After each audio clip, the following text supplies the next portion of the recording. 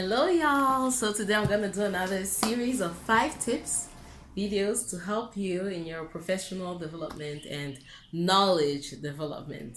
So today I'm going to share 5 tips to help you to identify and develop your competences. This will be the first video of a series of video on the Make Money Work For You series. So I did a whole presentation on Make Money Work For You, sharing how I made money work for me. And some parts of it are, one part of it actually, the first part of it is identifying your competence. So today I'm going to share 5 tips on how to do that.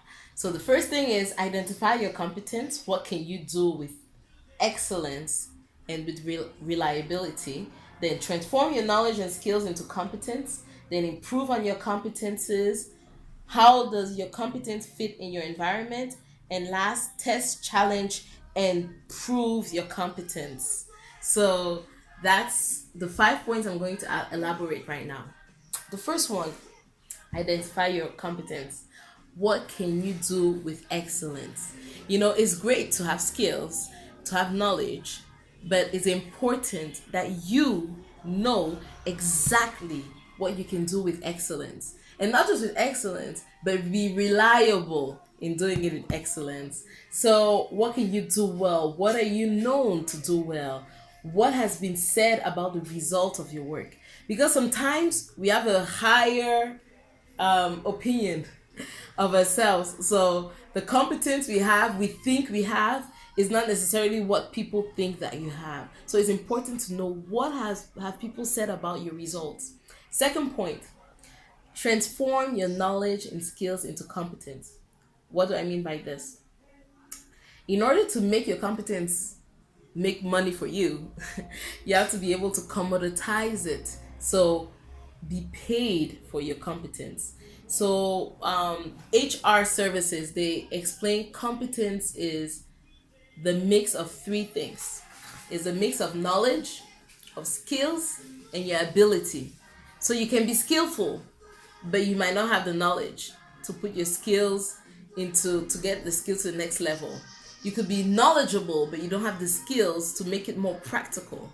You could be you could have the ability, but you don't have the skills or the knowledge. That's really bad. So competence is actually combining those 3.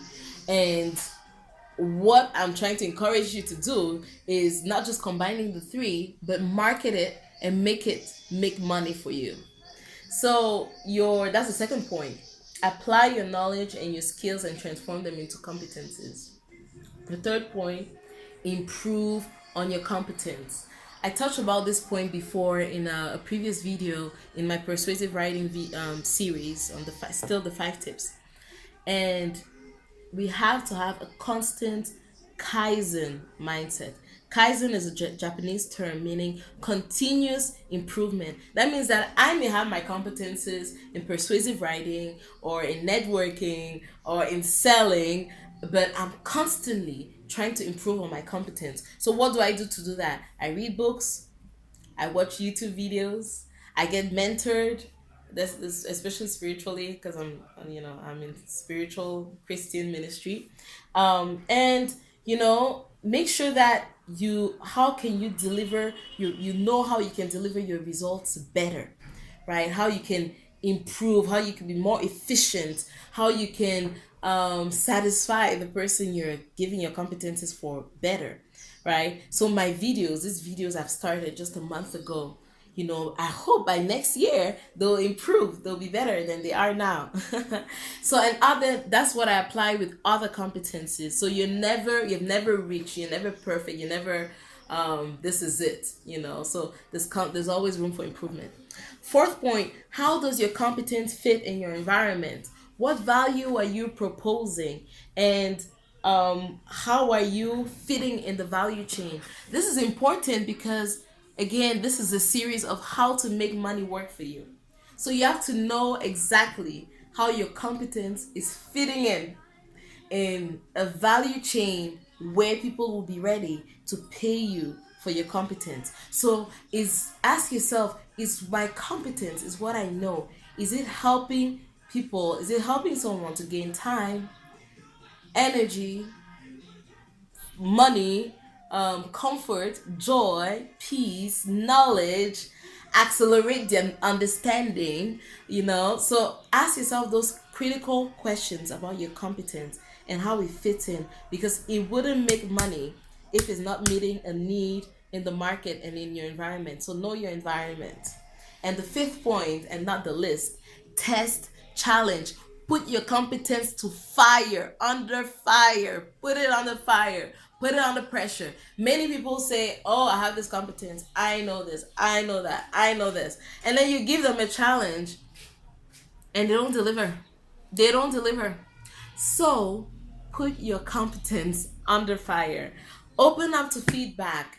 Accept criticism. Ask someone to look over your result. How could it be better? How could it have been improved? Don't be afraid of that, because at the end of the day, this is to make you make more money or be more performant or be more marketable. So it is to your advantage to get positive criticism. Okay, so open up to feedback, constantly deliver work on time and with excellent quality. We can give all the excuses we want, and we often do that to excuse our failure to deliver on time and on quality, but that should give you the red flags. Where are the areas of improvement so that you are reliable in your competence, and then you track and improve your record of accomplishment, so that in a year, in two, you can boldly stand and say, here are my metrics. I was able to raise this amount of funds. I was able to work on this amount of grants that raised this amount of funds. And you can do that without blinking, because you have your receipts. You have your receipts, your results. So that's my 5 tips of the day, and the new series on Make Money Work for You. I hope you like it. God bless you, and bye.